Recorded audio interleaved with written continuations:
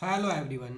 स्वागत है आप सभी का आपके प्यारे YouTube channel nursing with Nitin में। तो जी हाँ दोस्तों, आज हम फिर लौट कर आए हैं आपके पास। आज हमारी जो क्लास होने वाली है CHO स्पेशल सीरीज की, वो क्लास रहने वाली है हमारी 7th क्लास। कौन सी क्लास रहने वाली है? क्लास नंबर 7 आज रहने वाली है दोस्तों। पिछली सारी क्लासेस के अंदर हमने बात की थी, जो भी इंपॉर्टेंट क्वेश्चन थे एनाटॉमी फिजियोलॉजी के, उसको हम पढ़ रहे हैं। आज उसको हम कंटिन्यू करने जा रहे हैं।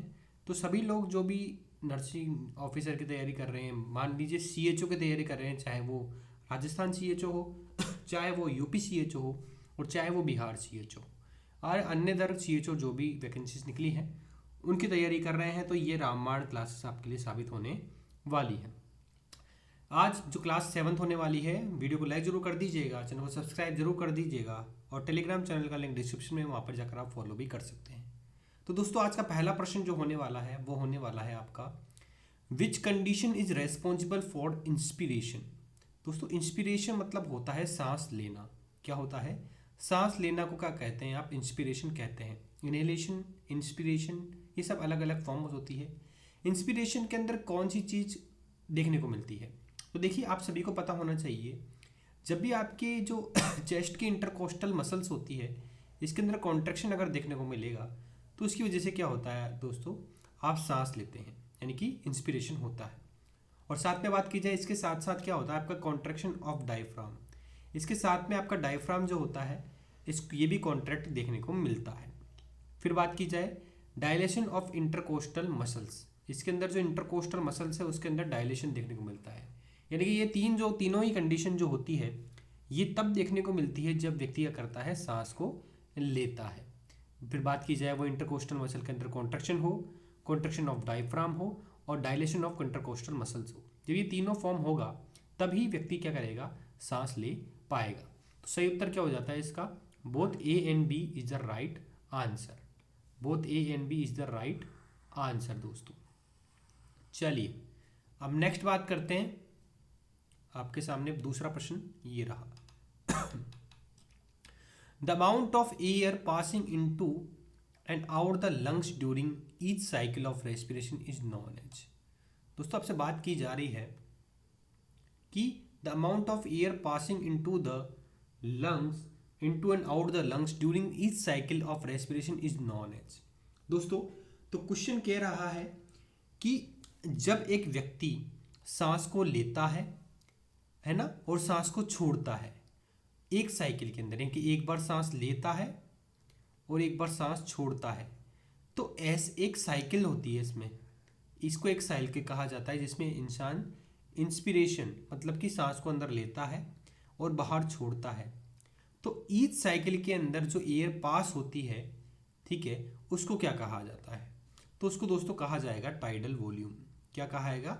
टाइडल वॉल्यूम कहा जाता है। तो सही उत्तर क्या हो जाएगा आपका? Tidal volume is the right answer.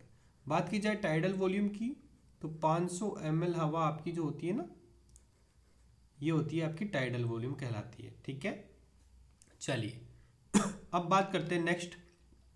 Normal tidal volume कितनी होती है आपकी? 500 ml। ठीक है, ये मैंने आपको बताया था, ये रहा।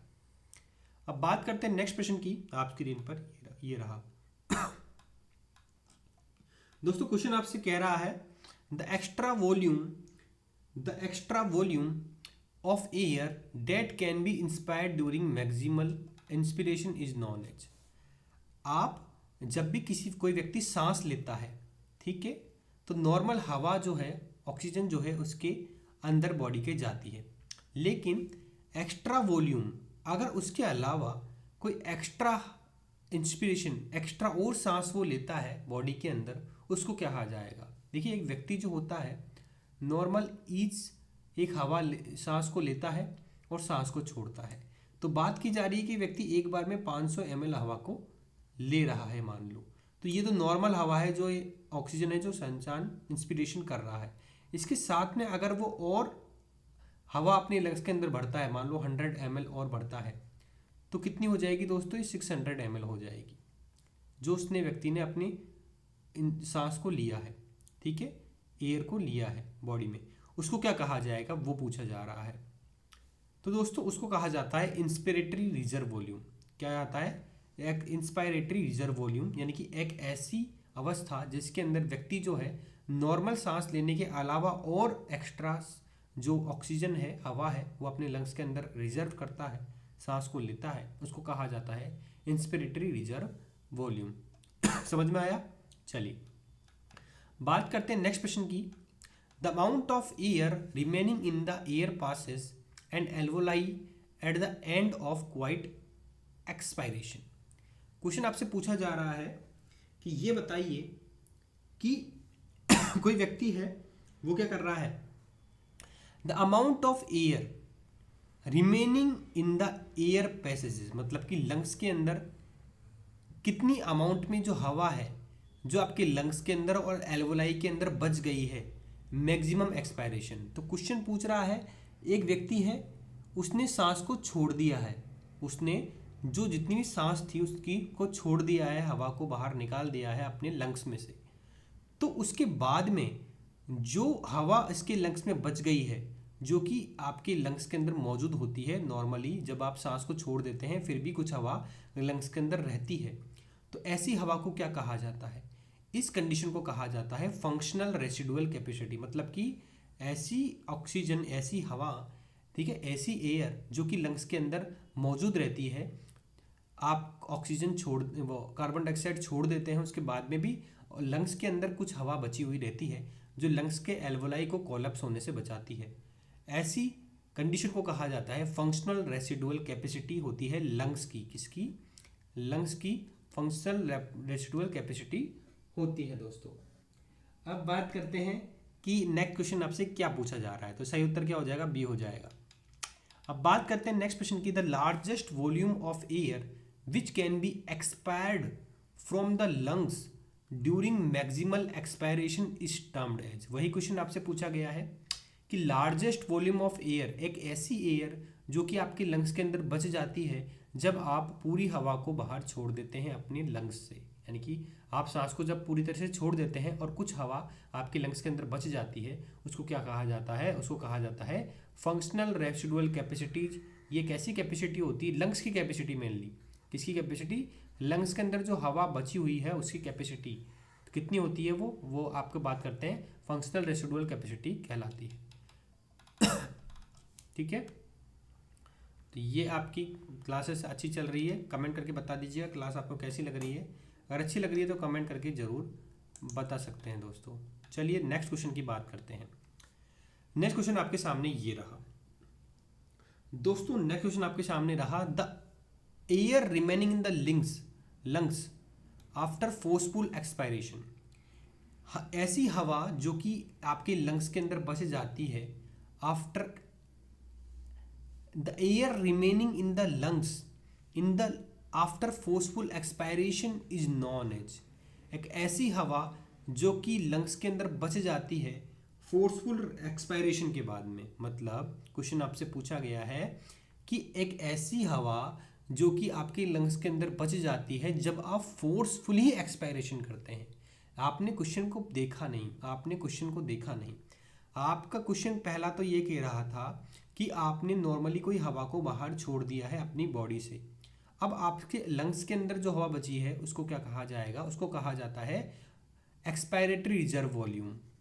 लेकिन अगर किसी व्यक्ति ने सांस को छोड़ दिया है नॉर्मली, अब उसके लंग्स के अंदर क्या बची है? हवा बची हुई है। अब क्या हुआ है कि जो व्यक्ति है उसने जो आपके लंग्स के अंदर जो हवा बची है ना, उसमें से भी कुछ हवा बाहर निकाल दी। मतलब कि फोर्सफुली वो व्यक्ति हवा को बाहर छोड़ रहा है, जो भी हवा उसके लंग्स में और बची हुई है वो भी। तो उसको क्या कहा जाएगा? उसको कहा जाएगा रेसिडुअल वॉल्यूम। यानी कि जो बची कुची हवा जो थी, जो आपके लंग्स में मौजूद थी, उसको भी फोर्सफुली कोई इंसान, व्यक्ति जो है वो बाहर निकालता है, तो जो बची कुची हवा और बाकी रह गई है उसको कहा जाता है रेसिडुअल वॉल्यूम। चलिए बात करते हैं नेक्स्ट क्वेश्चन आपकी स्क्रीन पर ये रहा दोस्तों। What is the formula for measuring vital capacity. Vital capacity को नापने का फॉर्मूला क्या होता है? दोस्तों एम्स के अंदर क्वेश्चन आ चुका है, काफ़ी बेहतरीन क्वेश्चन ये होने वाला है। तो क्वेश्चन आपसे पूछा जाता है कि वाइटल कैपेसिटी को नापने के लिए फॉर्मूला क्या होता है। तो इसका फॉर्मूला क्या हो जाएगा दोस्तों, इसका फॉर्मूला हो जाएगा आपका, क्या हो जाएगा बताइए सभी लोग। देखिए इसका फॉर्मूला काफ़ी अच्छा है, क्योंकि इसमें क्या है एक इधर मिसिंग हो गया है चीज़, ये आपका VC आगे आएगा। फॉर्मूला इधर लिख देता हूँ मैं, टाइपिंग मिस्टेक हो गया है।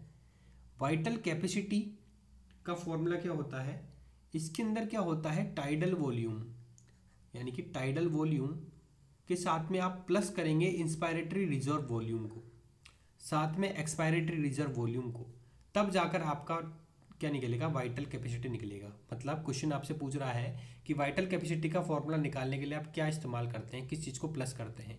तो टाइडल वॉल्यूम हो गया आपका, इसके साथ में इंस्पायरेटरी रिजर्व वॉल्यूम और साथ में एक्सपायरेटरी रिजर्व वॉल्यूम, ये तीनों ही चीज़ें अगर जब प्लस कर दी जाएँ तो इससे क्या निकल जाएगा, आपका वाइटल कैपेसिटी निकल जाएगा। टाइडल वॉल्यूम तो वो वॉल्यूम होता है, टाइडल वॉल्यूम वो वॉल्यूम होता है जो कि अब मैंने बताया था कि ऐसी हवा जो कि आप नॉर्मली सांस लेते हैं और सांस छोड़ते हैं, तो उसके बाद में जो हवा बच जाती है आपकी, ठीक है, उसको बोलते हैं टाइडल वॉल्यूम।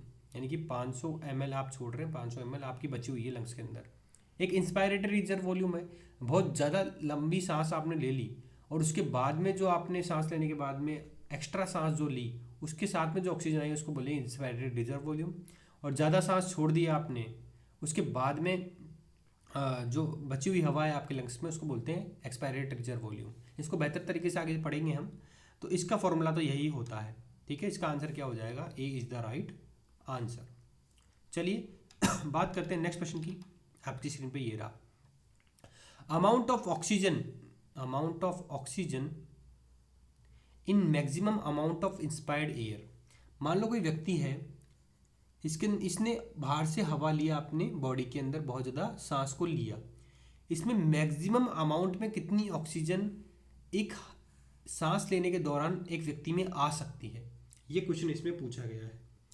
तो इसका आंसर क्या हो जाएगा आपका कि 21% हवा जो होती है, 21% जो ऑक्सीजन होती है, ये एक व्यक्ति ले सकता है नॉर्मली जब वो सांस लेता है मैक्सिमम ही, ठीक है।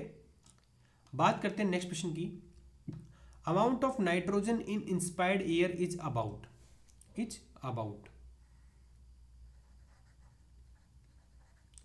क्वेश्चन पूछा जा रहा है कि कितनी मात्रा में एक व्यक्ति सांस लेता है नॉर्मली एक बार में, कितनी नाइट्रोजन गैस जो है वो व्यक्ति के लंग्स के अंदर जाती है, वो क्वेश्चन पूछा जा रहा है, ठीक है। तो इसका आंसर क्या हो जाएगा दोस्तों, इसका आंसर हो जाएगा 78%। क्या हो जाएगा, 78% नाइट्रोजन जो है वह एक व्यक्ति एक बार में सांस में लेता है अपनी बॉडी के अंदर। तो हमने बात की थी ऑक्सीजन कितना था 21% और नाइट्रोजन कितना था आपका 78%। तो सही उत्तर क्या है इसका, नाइट्रोजन 78%, इधर राइट आंसर। फिर बात करते हैं नेक्स्ट कि the sticky material secreted in auditory canal is known as. दोस्तों एक कान के अंदर आपके ऑडिटरी कैनाल के एक अंदर चिपचिपा एक मटेरियल होता है, पदार्थ रहता है, इसको क्या कहा जाता है, वो पूछा जा रहा है। देखिए इसका आंसर जो है वो काफ़ी अच्छा है। देखिए स्वेट ग्लैंड, सेरुमेन ग्लैंड, ये आपने सभी ने पढ़ा होगा। लेकिन दोस्तों आप जब बात करते हैं किसकी,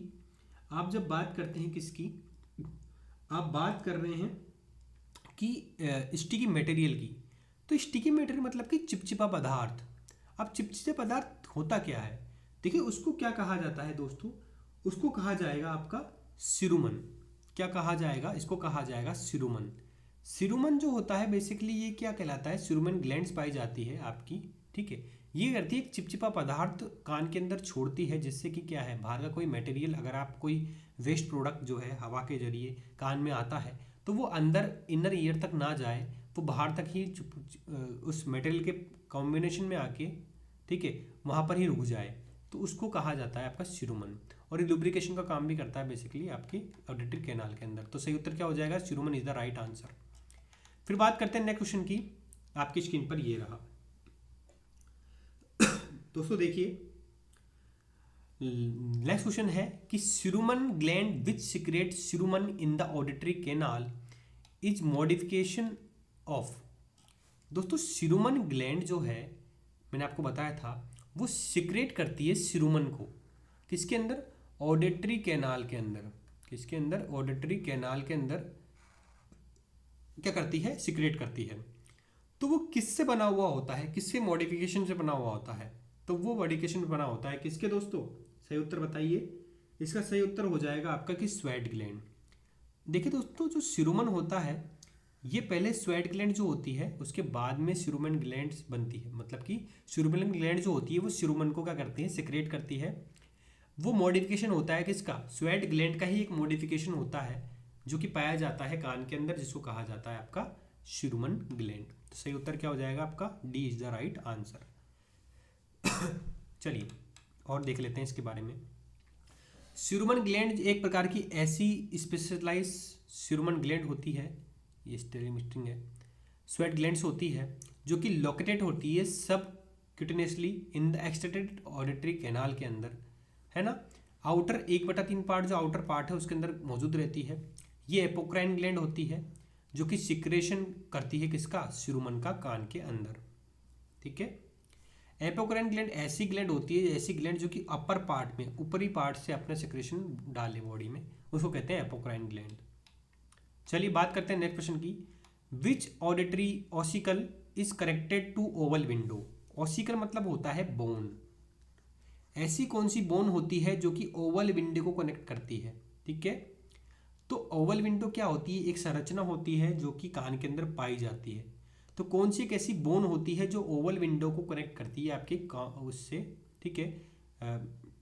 तो बात करते हैं कि कौन सा इसका आंसर है। तो इसका बेहतर आंसर होगा आपका क्या? Stapes. Stapes is the right answer. Stapes bone जो होती है ये करती है आपकी, कनेक्ट करती है ओवल विंडो को। ठीक है। अब बात करते हैं कि कौन कौन सी बोन्स पाई जाती है कान के अंदर। तो 3 प्रकार की बोन होती है आपकी। एक होती है मिस बोन के नाम से आप याद कर सकते हैं, मेलस, इनकस, स्टेपिस, ये 3 बोन है आपकी कान की। स्टोपिस बोन जो होती है वो कनेक्टेड होती है ओवल विंडो से। ओवल विंडो जो होता है पार्ट होता है इनर ईयर का, जैसे कि मैंने आपको बताया था। चलिए बात करते हैं नेक्स्ट क्वेश्चन की। आपकी स्क्रीन पर ये रहा। Which auditory ossicle has directly connected to tympanic membrane? अब आपने पहले बात किया था कि मिस बोन के बारे में बात की थी, जिसमें स्टेपिस होता है वो ओवल विंडो को कनेक्ट करता है। अब पूछा जा रहा है कि टिम्पैनिक मेम्ब्रेन को कौन कनेक्ट करता है, कौन सी बोन कनेक्ट करती है? तो आप सभी को पता होना चाहिए कि जो आपकी मेलस बोन है, ठीक है, मेलस बोन जो है वो डायरेक्टली कनेक्ट करती है किसको? आपके टिम्पैनिक मेम्ब्रेन को अंदर की इनर ईयर से। ठीक है, ऑसिकल वेन से। ठीक है, वही बात हम कर रहे थे। ठीक है। चलिए अब बात करते हैं नेक्स्ट क्वेश्चन की। Find out the correct order to the sequence of bone. सबसे करेक्ट ऑर्डर कौन सा होता है? सबसे पहले कौन सी बोन आती है? सबसे पहले बोन आती है आपकी मेलस, फिर आती है आपकी इनकस, फिर आती है आपकी स्टेपिज। तो ये आउटर ईयर है, ये इनर ईयर है। ठीक है। तो ऐसे करके अब बात की जाए तो आपकी मिस बोन जो होती है इस ट्रिक से आप याद कर सकते हैं। तो मेलस, इनकस, स्टेपिज, ये सही उत्तर आपका हो जाता है। चलिए बात करते हैं नेक्स्ट क्वेश्चन की। देखिए ट्रिक मैंने आपको बता दिया था, ट्रिक इसके अंदर ये रही। बात करते हैं नेक्स्ट क्वेश्चन की। Which structure is also known as ear drum? Ear drum किसको कहा जाता है? कौन सी स्ट्रक्चर को ईयर ड्रम कहा जाता है? वो क्वेश्चन बेसिकली पूछा जा रहा है 56 क्वेश्चन के अंदर। तो आप सभी को पता है टिम्पैनिक मेम्ब्रेन जो होता है, ठीक है, ये क्या काम करता है? टिम्पैनिक मेम्ब्रेन काम करता है आपके ईयर ड्रम का। किसका? ईयर ड्रम का काम कौन कर रहा है इसमें? टिम्पैनिक मेम्ब्रेन एक प्रकार की थिन, ट्रांसपेरेंट, लाइट कलर की मेम्ब्रेन होती है जो कि एक्सटर्नल ईयर को मिडिल ईयर से जोड़ने का काम करती है। तो इसको ईयर ड्रम भी कहा जाता है। ठीक है। चलिए बात करते हैं नेक्स्ट क्वेश्चन की। Sorry. The organ that are found in the inner ear and working as hearing. कौन सा एक ऐसा ऑर्गन होता है जो कि इनर ईयर के अंदर पाया जाता है और उसका काम क्या होता है? सुनने का काम होता है। किसका काम होता है? सुनने का काम होता है। तो आप सभी को पता होना चाहिए कि जो आपका बात की जाए ऑर्गन ऑफ कोर्टाई होता है, जो आपका ऑर्गन ऑफ कोर्टाई होता है, ये क्या होता है, एक ऐसा ऑर्गन होता है जो कि मदद करता है आपको सुनने के लिए, और ये कहाँ पर पाया जाता है, आपका इनर ईयर के अंदर पाया जाता है। बात करें ऑर्गन ऑफ कोर्टाई की, इसको हियरिंग के लिए बहुत ही आवश्यक माना जाता है। तो दोस्तों क्लास आपको कैसी लगी? अगर क्लास अच्छी लगी तो लाइक ज़रूर कर दीजिएगा चैनल को, और सब्सक्राइब ज़रूर कर लें, ठीक है, ताकि आपको इस तरह की वीडियोस देखने को मिल जाए। साथ में आप इसको कमेंट भी ज़रूर कीजिएगा क्लास आपको कैसी लगी, और साथ ही साथ हमारे टेलीग्राम चैनल को भी फॉलो कर लीजिएगा, लिंक डिस्क्रिप्शन दिया हुआ है। व्हाट्सएप ग्रुप को भी फॉलो कर सकते हैं, ठीक है, साथ में आप इंस्टाग्राम ग्रुप को भी फॉलो कर सकते हैं, ठीक है, और कमेंट करके ज़रूर बताएं क्लास आपको कैसी लग रही है। अगले प्रश्न जो होंगे हम आपके साथ में लेके आएंगे नेक्स्ट क्लास के अंदर, जिसमें हम तमाम प्रकार के जो भी क्वेश्चंस जो इसके आगे के हैं एनाटॉमी फिजियोलॉजी के, वो हम लेकर आएंगे। तो कैसी लगी क्लास आपको? लाइक ज़रूर कर दीजिएगा। तो आज के लिए बस इतना ही, जब तक के लिए जय हिंद, जय भारत।